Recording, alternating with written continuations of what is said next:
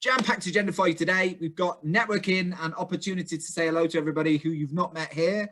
So please feel free to share your LinkedIn links, share any kind of useful links that will help people get to know you. This is about kind of making new connections. It's about kind of sharing some thought leadership and sharing some value. So if there's somebody in here that you don't know, go and make them and get to know them. We've got two guest panelists who I'm going to introduce in just a second, and they're going to be sharing some of their thoughts on how to create a really positive QA culture. So hopefully by the end of today, we should have maybe 10 or 15 different tips that you can use to kind of help bring some positivity to your QA team or your sales team or your service team and create more of a harmony between the two. But Lord knows sometimes they go at each other's throats. And then we're going to do a bit of a panel Q&A. So this is an opportunity for you guys to ask your questions to the panelists, share your thoughts on what's working well, what you'd like to see, what questions you'd like to ask, and we can use that probably the last 20 minutes of the session to bring some of the interactivity onto the panel and kind of put them under a bit of a spotlight. And then there's obviously some feedback that we'd like to get from you, and I'll introduce you to the rest of the dates. But here are the panelists. So in case you don't know them, we've got Tom Horne, who's kindly joined from Tieta, and Tom's the Chief Operating Officer at Tieta. And Tieta are an outsourcing organization, which Tom will tell you a little bit more about in his intro. And then we've got Simon Reg Dutton from Evaluagent, and Simon is the Client Success Manager at Evaluagent. And he works with a number of different organizations to help kind of bring that positive QA culture. So he's going to be sharing some of his pearls of wisdom to help bring some of that to life. And then obviously you've got me, Gary Gormley, Fab Solutions, and we work, jumping ahead there, we work within the contact center space to kind of help contact centers improve their customer experience through generally looking at people, process, technology, and leadership to kind of make sure all those things are joined up to improve the overall running and the operating rhythm of the contact center. And what we're going to be doing today is we're going to be talking about the quality element that sits within customer experience and kind of helps kind of drive some of those great customer outcomes and great conversations that we have with clients.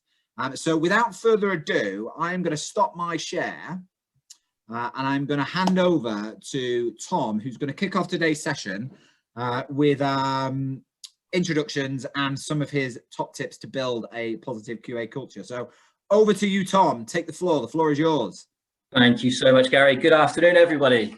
So a brief intro into Tieta before we get onto my top QA tips for success. And I promise I'll keep this shameless plug for Tieta very, very briefly before we get onto the good bits of the QA. So Tieta is a contact center outsource business. We're 100% UK based. We're based down in our office in Banbury in Oxfordshire. We work across all different sectors, but we do specialize in the highly regulated sectors. So the majority of our customers are from financial services, healthcare. So some of the customers we do have is mortgage providers, alternative lenders. We've got healthcare contracts with private clinics. We've got retail contracts, etc.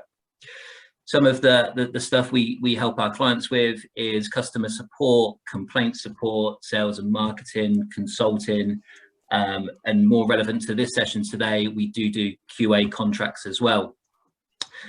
So our QA contracts do form part of our usual customer service or collections contracts, but we do sole QA contracts as well. That could be first line QA support, second line QA support, consulting, supplementing your existing team, or outsourcing all of your QA support. So, okay, let's get on to my top tips.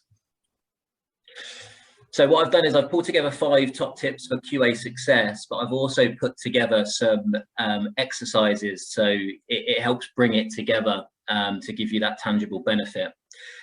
So without further ado, so my top tip for QA success is taking time to define what good looks like is a fundamental process that you need to do.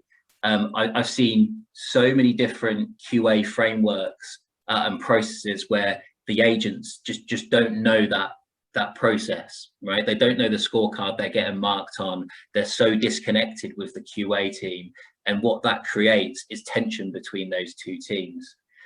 You need to take your QA team and your agent team and your call center team on that journey of what good looks like, what we're trying to achieve on these customer interactions, and those customer interactions ensuring your framework aligns to your business goals. So my top tip on this one, and something that's worked really, really well previously, is running interactive cross-team workshops to discuss what a good call is, right? You'll all have your scorecards that you mark against. So have discussion points about every topic on your scorecard. For example, if you've got a topic around empathy, open a discussion around empathy, have your QA team in there and your agent team in there. What are we trying to achieve? What does good look like?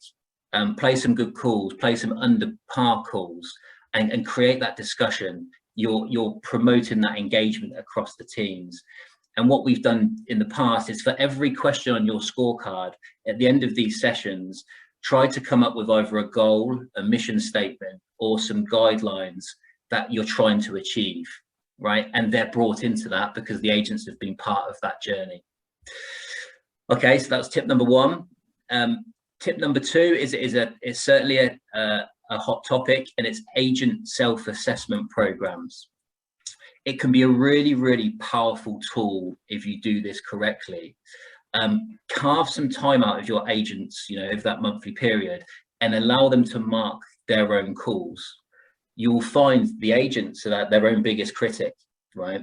It gets them to understand what the QA team are trying to do. It empowers that agent and improves engagement. So it's really, really important that you do that.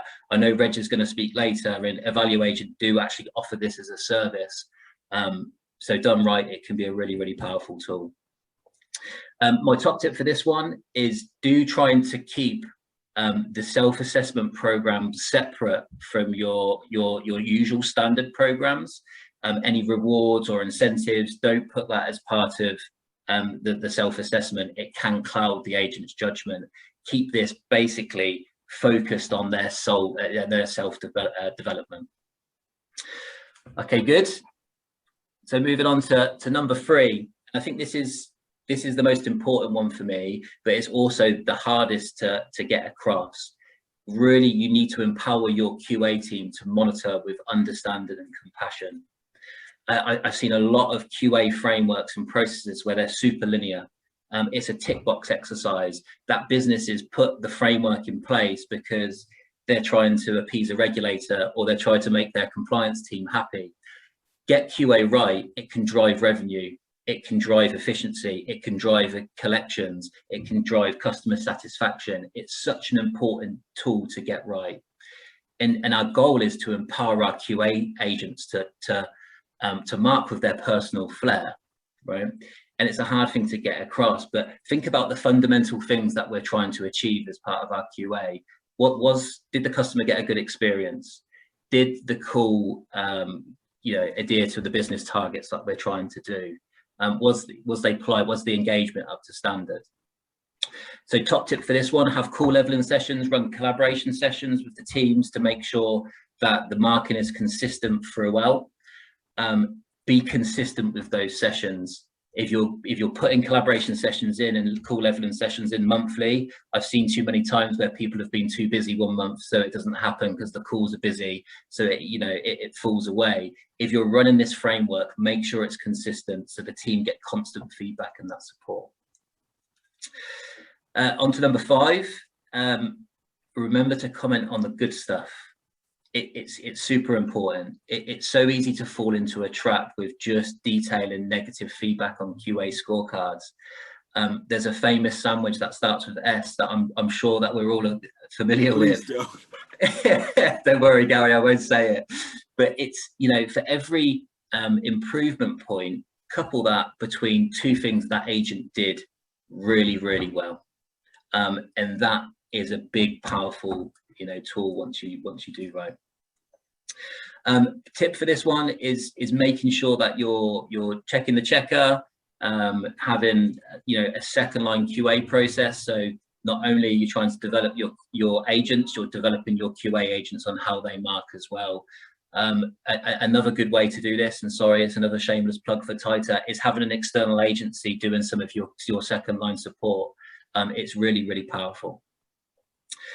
Okay, and so the fifth and final tip from me is running a graduation academy for new starters and underperforming agents. A common mistake I see is the agents have they come out of training, we give them their targets, we give them their SLAs, and then they're expected just to go away and do it, right? It's not as easy as that. It can be daunting for agents. At Tieta, what we've done is we've put a graduation academy together. So once the agent comes out of training and they've passed their route to competency, their training and support doesn't end there. We put together a graduation process where we do bite-size targets. So they, over a 3 or 4 week period, they're improving and getting up to that standard. We have a separate graduation bank, so the agents will sit there and concentrate on their QA and get extra floor walking support. And it's actually an easy way to release the agent then into the floor once they're at a certain standard. The team leaders having, you know, regular catch up with the guys. Try to make it as fun and interactive as you can. We do a graduation ceremony at Tieta. Once the agent is past that, we throw the hats up in the air, we celebrate it as a team. So it's a really, really good tool for not just new starters, but if you've got your existing team that's fallen below standards, you can put them back through the graduation academy till they're back up to standards. So that's me. Thank you for listening. Hopefully there's some good tips there. You know what? I think it was really interesting that, Tom, and I think there's some good stuff coming through in the tips into the chat as well. And I think what I've taken from that is there's a few things, if you like, and my kind of observations from that is have some guidelines for success, have some ability to self-evaluate, and that individual critique of yourself. I mean, I'm my own worst critic. So if I listen to cast my mind back where I did sales calls and actually listen back to them, I was like cringing. Include the teams in the build. I think that's a really interesting one. I suppose my question with that for you, thinking about it from the stuff that you've built, is if you build or if you allow the teams to have input into that, they can probably sometimes err on the side of least resistance. So they might make the QA score a little bit easier so that it becomes more achievable. What would you say is your top tip to maybe control that influence and get it balanced? It's a great question, and you have to control those workshop sessions, right? It's taking that agent on the journey to understanding what we're trying to do with each customer interaction.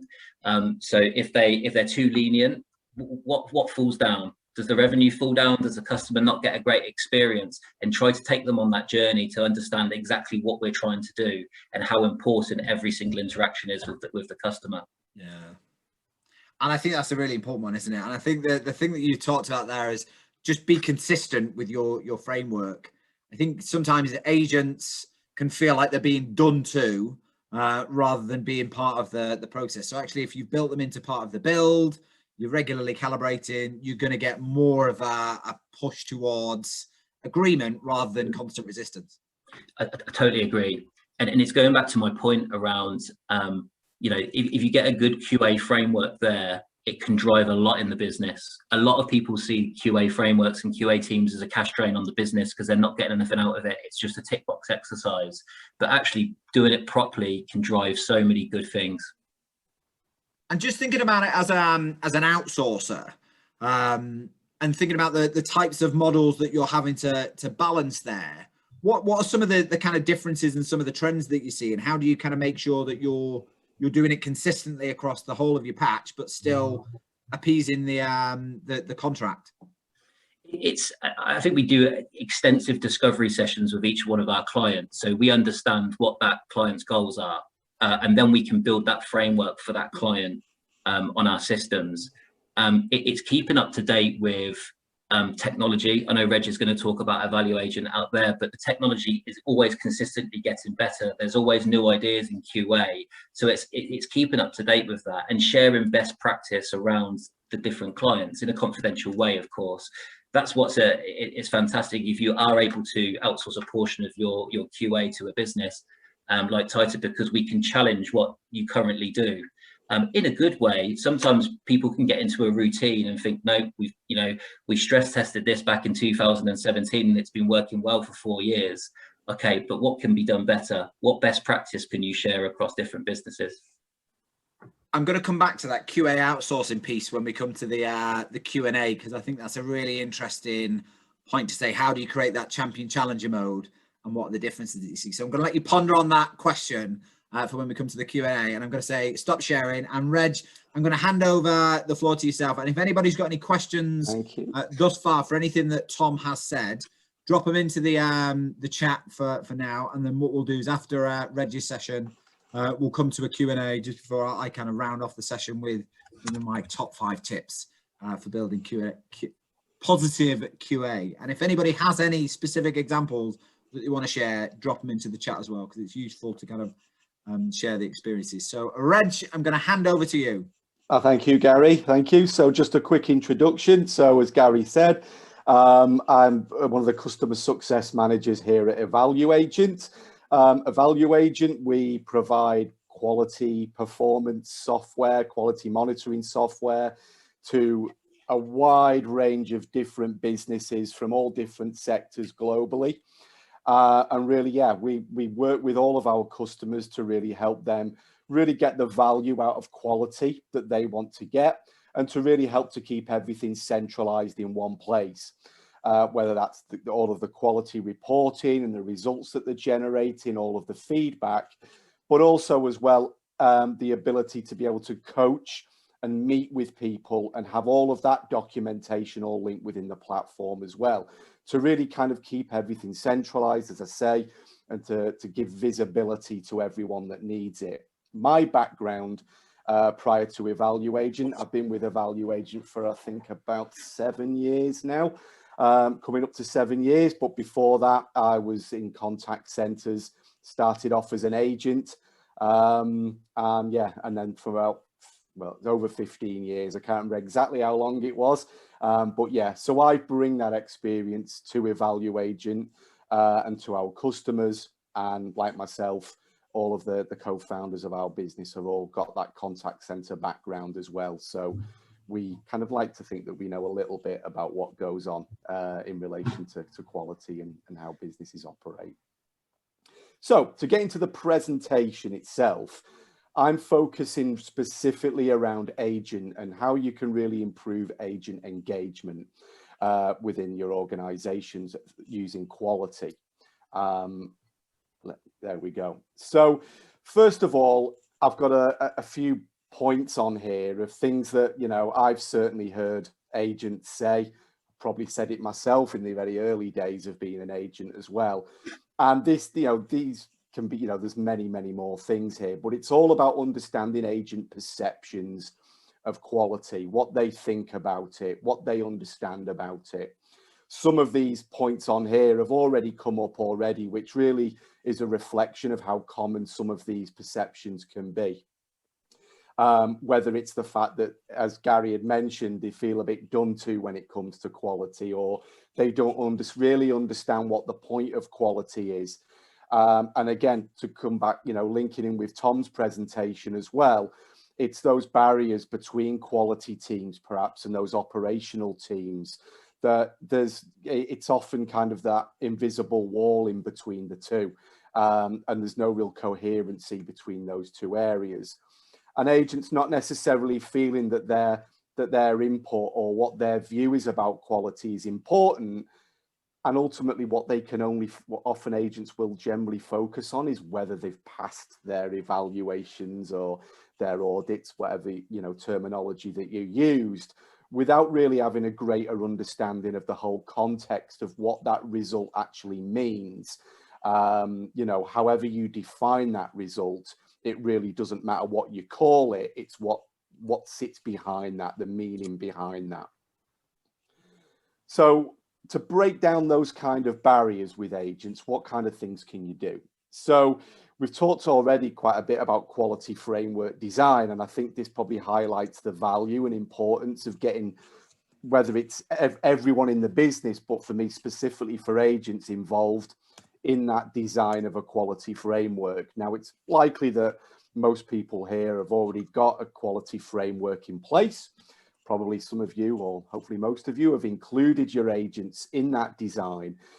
But of course, you know, to state something obvious here, but it's your agents that are your front line. They're the ones that are speaking to your customers day in, day out through whatever contact channels you have in place.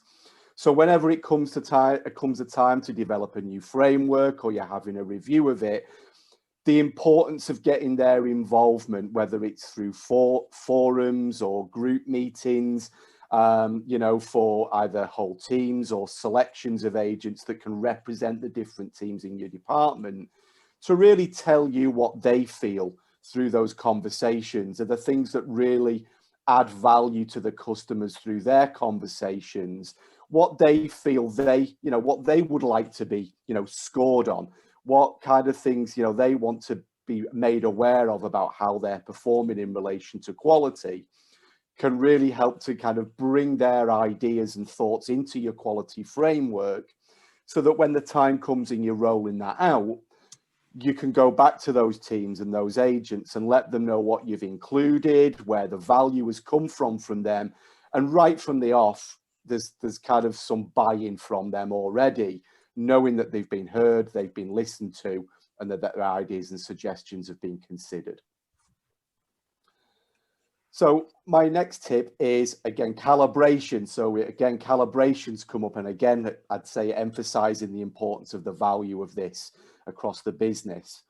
And I think, you know, from my point of view here, the real value here with agents being able to calibrate perhaps one-on-one with their manager, or in fact getting into group calibrations with other agents or the quality team themselves, really helps to give them an insight of what quality teams are doing, what the process is that they're going through when they're scoring these customer interactions. Because again, that kind of siloed approach that I mentioned earlier, that them and us aspect, it's generally because agents don't have that understanding of what quality teams are looking for, what the evaluators are kind of listening for, looking for in those interactions, and bringing those two things together through calibration, being able to compare results and discuss them with each other, again, adds value to the agents in terms of understanding, you know, what quality means, what's been assessed, but it also gives insights as well to your evaluators or quality teams about what agents' perceptions are in their own scoring and what they feel they're being monitored against as well. So yeah, calibration's a really good one. And giving them access to all of the data about their quality performance that they need. Now, however you're doing that, whether you're using a dedicated quality platform or you're using something else, it's about really giving the agents the ability to be able to see everything about every single one of their evaluations, all of the reporting that's coming off the back of that, to give them the insights and all of the detail and information that they need in order to be able to do something about it, to be able to act on that, and to be proactive in their approach, whether that is looking at a result, looking at the feedback and thinking, okay, that's great, I know now what I need to do. But it's also about empowering them enough with that data to be able to go to their manager or a coach or whoever it would be to say, look, this is something that I'm finding is coming up regularly in my evaluations and the way that they're being scored, and I need some support on that.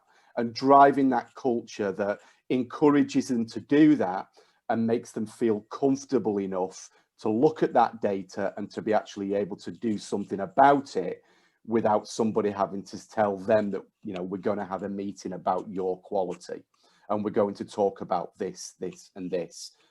Empower the agents with all of that information so they can, you know, promote that for themselves.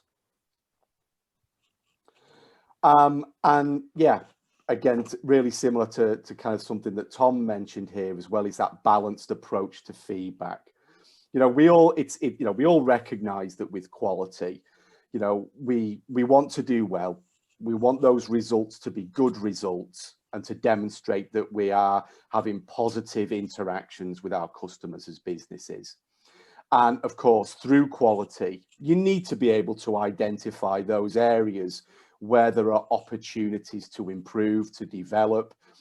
But it's also valuable to the agents to understand exactly where things are going well, where those successes are happening, what they're doing right, because ultimately you want them to keep doing those things. You want them to replicate them as well.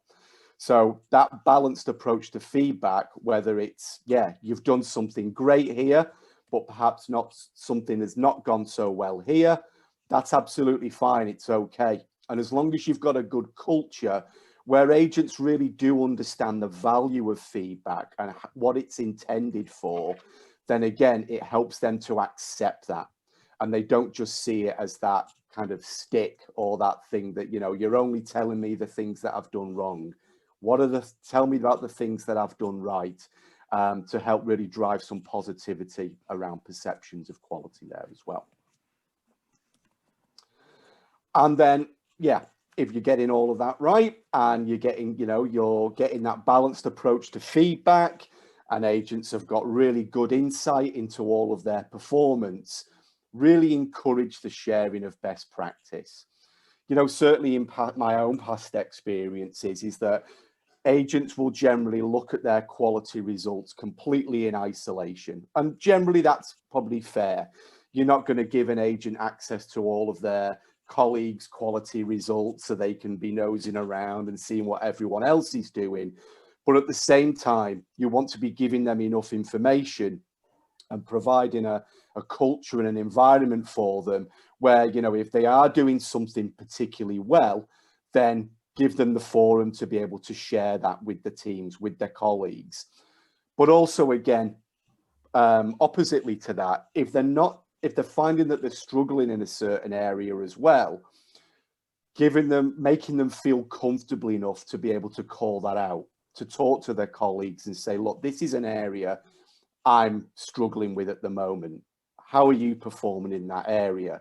Is there what are you doing there that is something that perhaps I can try to do differently that's going to help me? Because again, usually more often than not, a lot of these things are driven by their individual managers or by their performance coaches, but encouraging that culture for agents to be talking about their own results and their own performance with each other will really go a long way in supporting that as well, and supporting that positive culture amongst your agents too.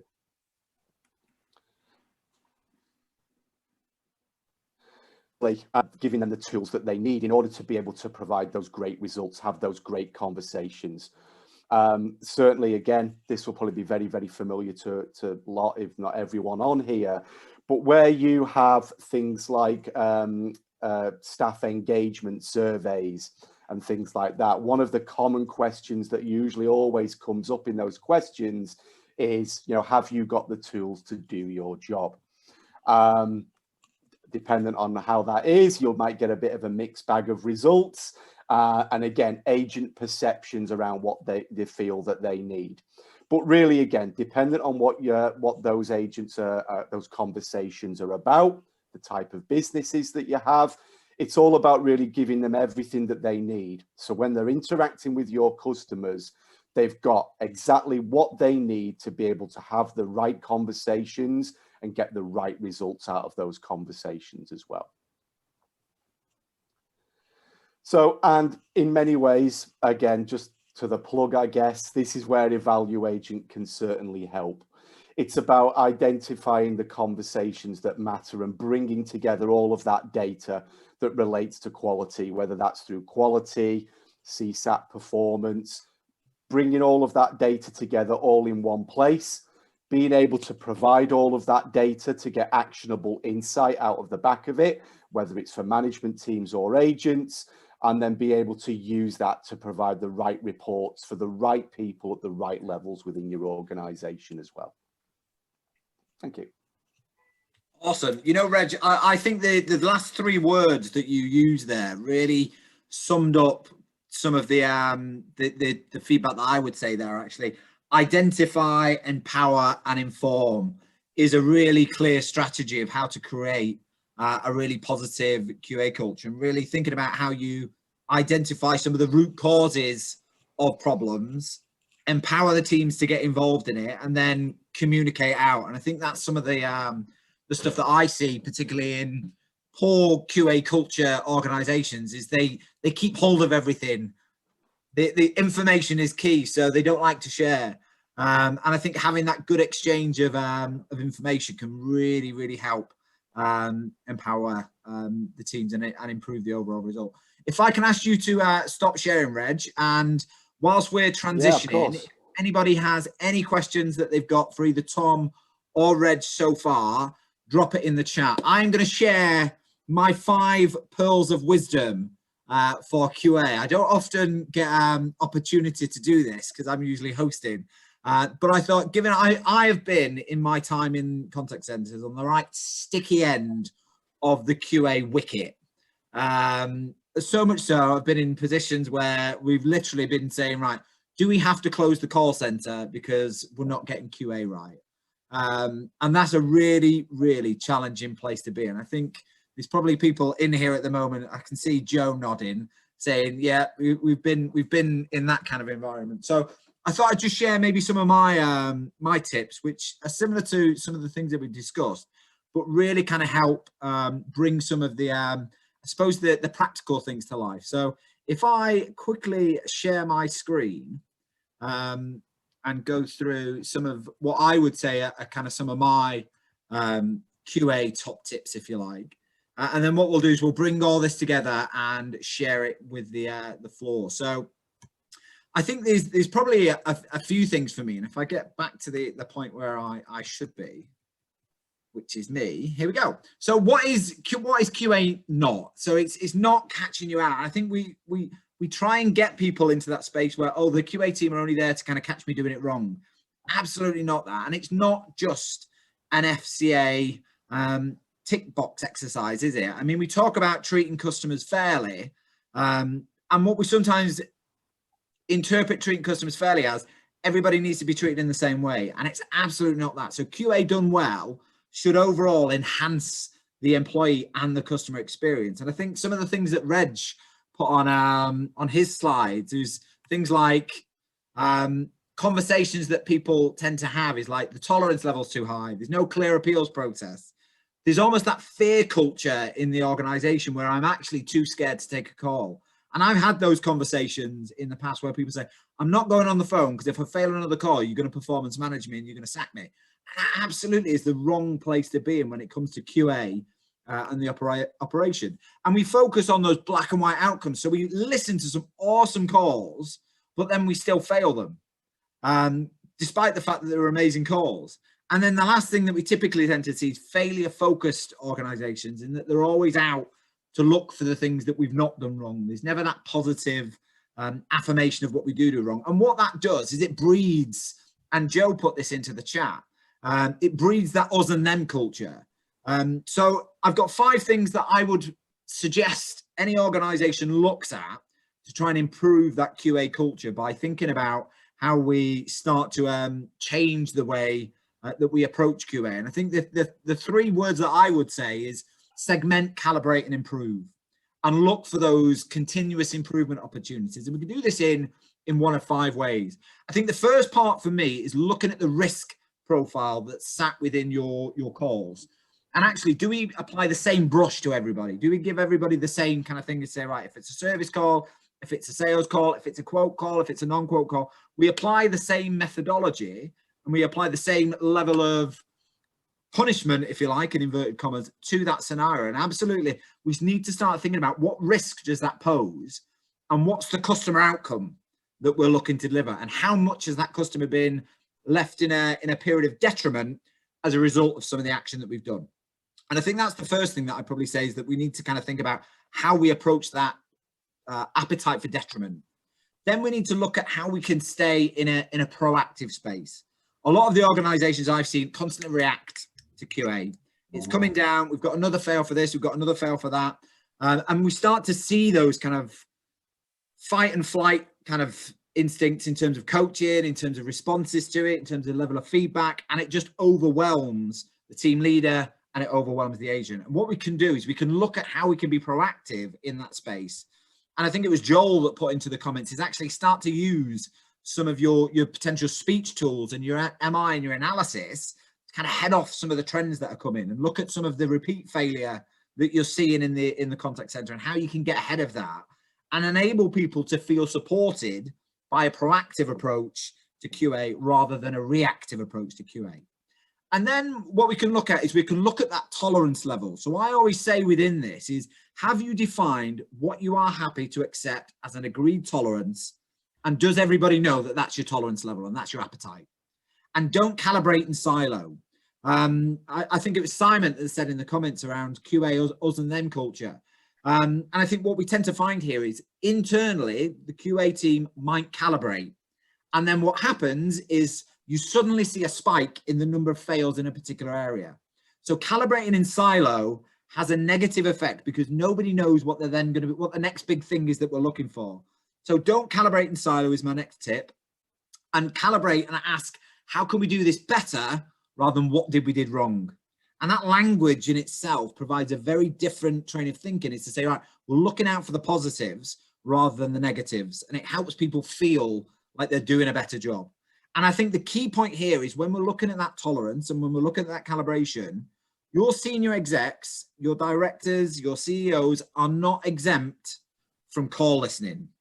So include everybody at all organizational levels for leveling. And I think that really gives you a flavor. If your CEO or your CFO is saying, that was that, or your CRO even is saying, that was actually a really good call. Guess what? We failed that call. It gives you an insight into the different appetites at different levels of the organization. And then I think the last one is use MI to analyze your heat maps. Where are you going wrong? Where is the pinch point? And then you can start to get to the root cause of that to say, right, is it a training issue? Is it a process issue? Is it a script issue? What is driving the failure?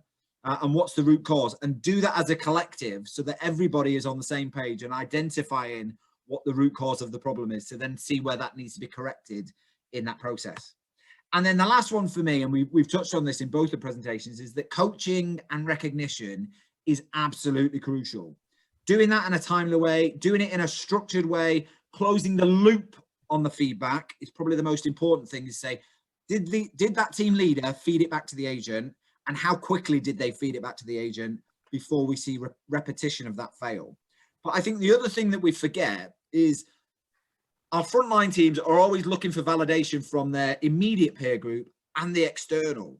So actually recognition from the QA team that they've done great things and that actually they've been shone as the shining light in the QA team helps breed that confidence and breed that relationship to improve things. And I think ultimately for me, it can be summarized in 3 key points. And I'd like some appreciation for the transitions between my slides as well, please. I've only just learned how to do that. So clear tolerance, clear risk tolerance, understanding what's acceptable and understanding that risk will happen, but have a tolerance, have an agreed tolerance that everybody is aware of. That regular calibration piece cannot be underestimated, making sure that everybody across all the functions is on the same page and actually identifying areas within the process that are risks that we can look at applying continuous improvement to should then in itself generate a more positive QA culture. Those are just my views from having worked in the operation and felt some of the pain, and hopefully that resonates with some people and there's some useful stuff there. Tracy Finley, thanks very much for my transitions in the slide. But I thought now would be a great opportunity to kind of questions from the floor. So if you've experienced or you're experiencing QA pain at the moment, what can we do to help? So I'm going to come to Joe first, and I'm going to fire this question to Tom. So Joe, take yourself off mute and ask your question because I think it relates to some of the stuff that I might have just covered in mine, but fire away, over to you. Okay, thank you. So I'm not in QA anymore in the environment. However, my biggest point leading the team was them and us barrier. So I've done a lot of calibrations. However, breaking through to that crowd and then having the positive impact of those sessions, it's absolutely challenging. How would you overcome that yourself? It's a great question. Joe, do your QA team sit completely separate from your call center team? Yes. Do your QA team do the feedback as well, or is that the team leaders that do the feedback? Team leaders who would give that on behalf of the actual agent who he would just note it in the audit. So it would be very much, it wouldn't be a verbal conversation or a coaching session. It would be just the text, I suppose. Yeah.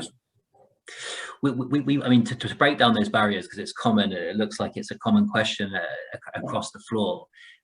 Try to, in the right way, of course, mix the two teams as much as we can. Take them on that journey. You know, we do at least a day or two days a week where the QA agent would actually sit with the call center teams. On busy periods. The QA agent would take calls as well. You know, it's not us and them, you're mixing it up. They join the feedback sessions, and sometimes and most, you know, where pain points come is where companies potentially have got wrong commission or incentive structures in place as well that drive incorrect behaviors. So it's stress testing that as well, and A/B testing to make sure you've got the fundamental framework so it is driving those incorrect behaviors.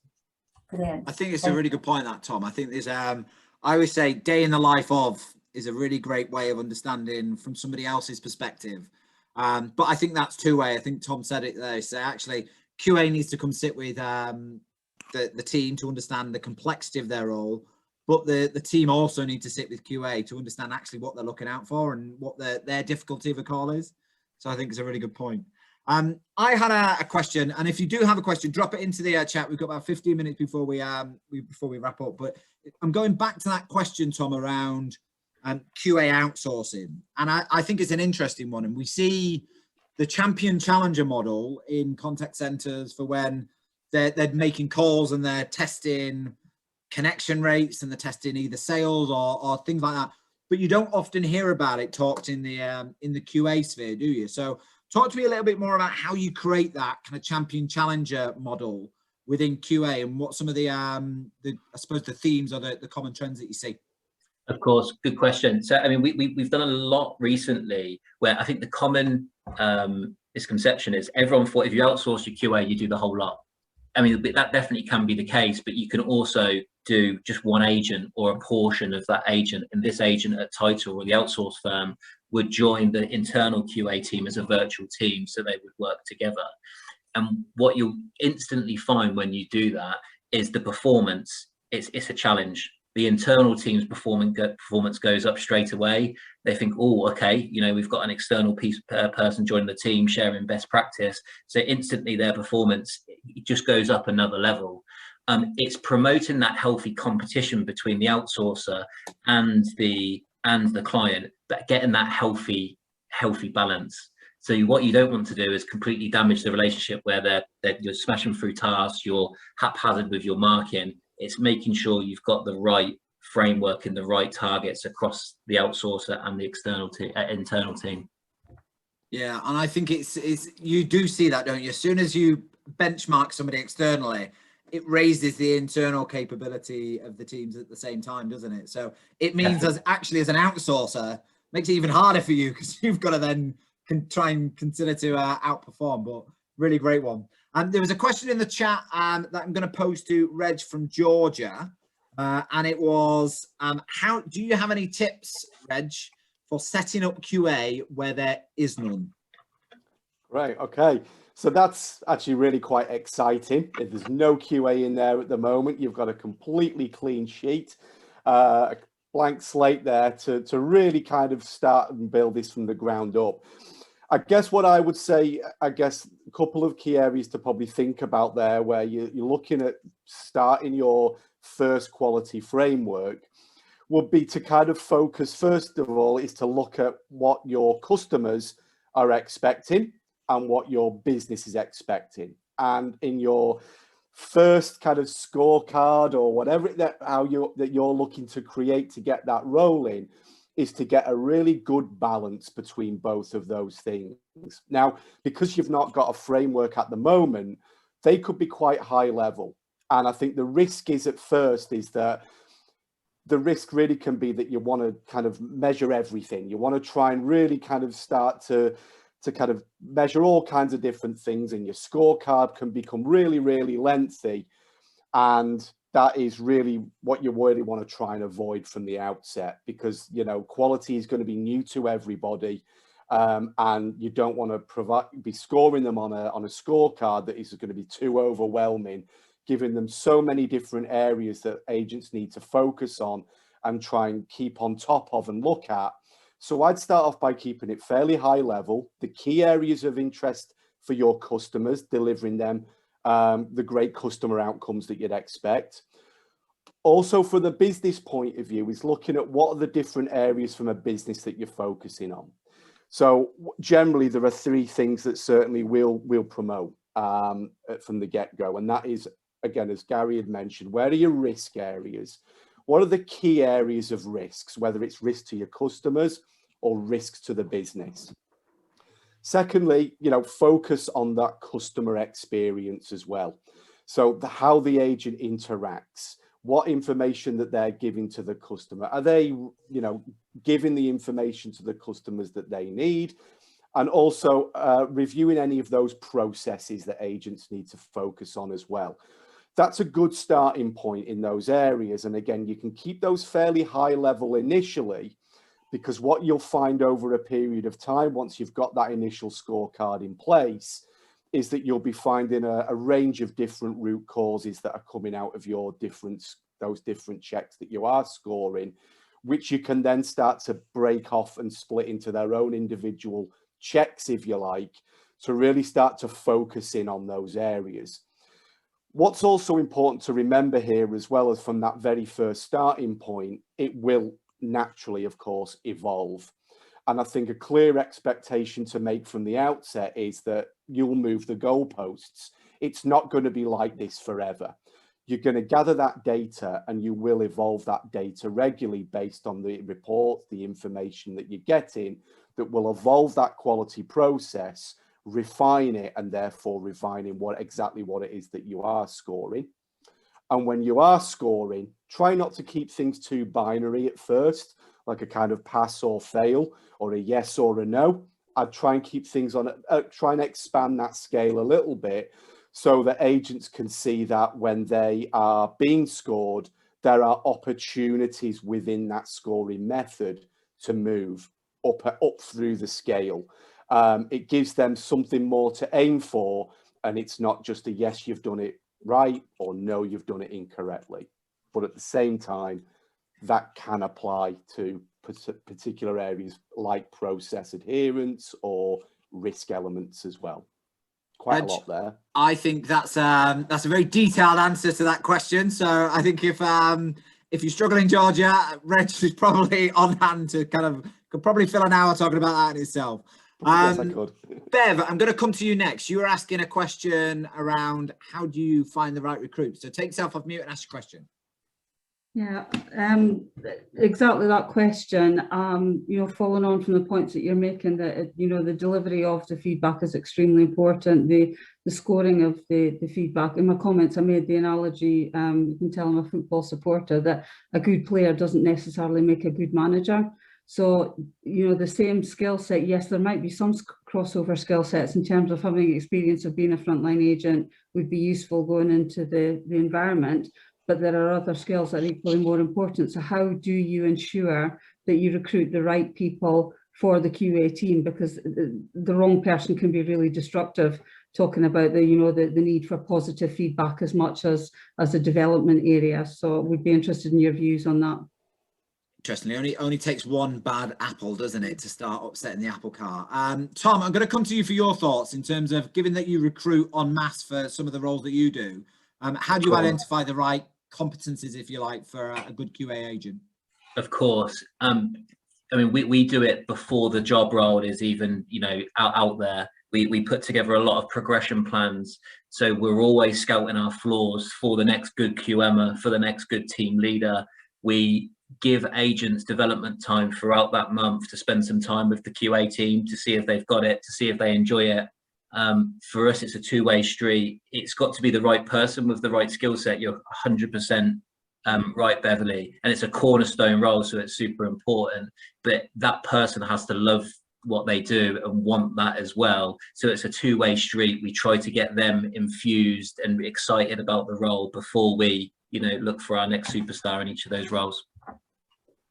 And I think the best attribute for a QA person that I've seen is their ability to be objective about what they've seen, rather than taking it out and kind of being overly critical, seeing things through an objective lens and understanding, I suppose, some of the processes that have to go into making that. So yeah, and I think the same goes with one of the questions that Paul asked in terms of team leaders. I think the same thing applies there, is actually you really need to understand what the role of the team leader is in the QA role and how they interface across the operation to kind of make sure that everything is working as it should. We are 13:55. We've probably got opportunity for one last question, if anybody's got one. So if you have a question, drop it into the chat. In the meantime, I would say, Tom, if you were going to give one absolute gem of a tip, what would that one takeaway be?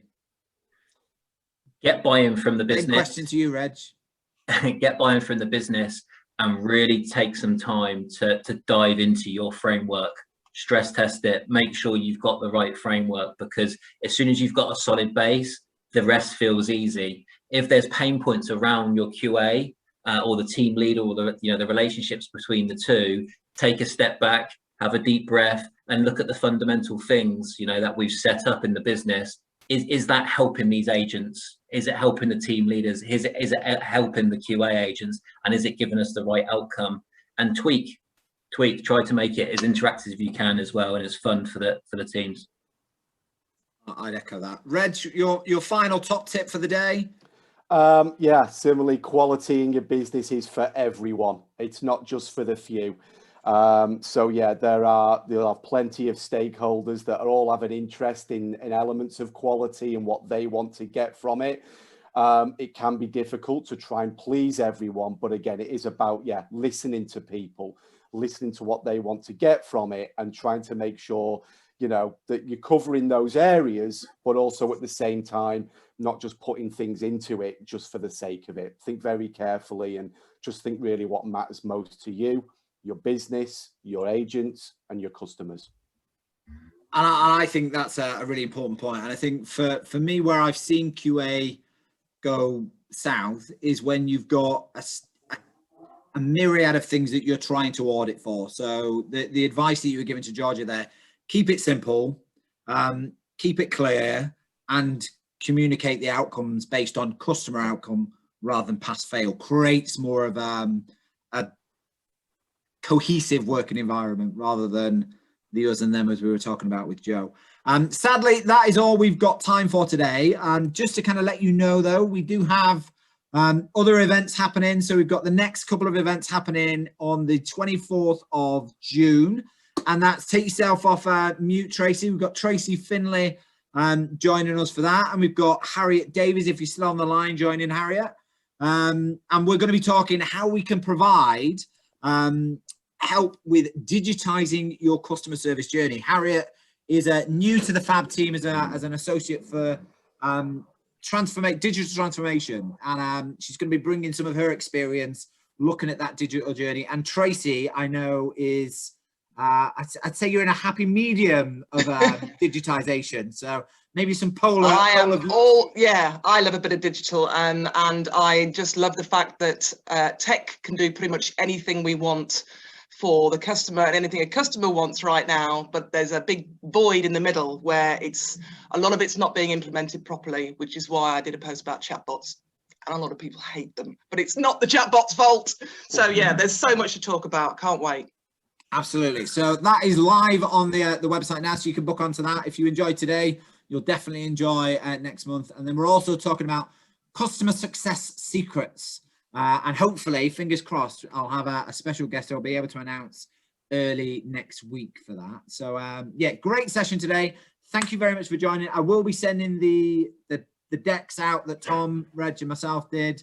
I'll also be sending a couple of feedback links. If you'd like a chat any further about any of that kind of stuff, give us a shout and just reply on the email. And have a great afternoon, everybody, and have a joyous bank holiday weekend if it is the bank holiday where you are. Take care, and I'll see you all again next month.